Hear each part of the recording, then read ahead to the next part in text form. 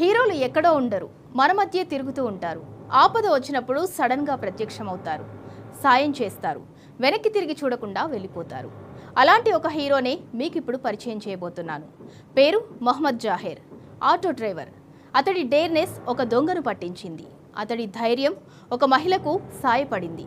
సరే, introduction cut చేసి అసలు కథలోకి వెళ్తే అది హైదరాబాద్ బేగం బజార్. రాత్రి 8 గంటలు అవుతుండొచ్చు. రోడ్డు మీద ఇద్దరు మహిళలు నడుచుకుంటూ పోతున్నారు. హఠాత్తుగా వెనుక నుంచి స్కూటీ మీద దూసుకొచ్చిన దొంగ ఒక మహిళ మెడలో చైన్ తెంపుకొని పారిపోయే ప్రయత్నం చేశాడు. కంగారులో స్కూటీ స్కిడ్ అయి కింద పడ్డాడు.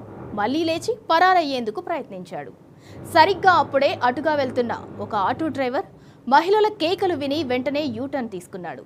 మెరుపులా దూసుకొచ్చాడు. పారిపోబోతున్న దొంగను ఆటోతో అమాంతం గుద్దేశాడు. దెబ్బకు దొంగోడు బొక్కబోర్లా పడ్డాడు. అడ్డంగా దొరికిపోయాడు.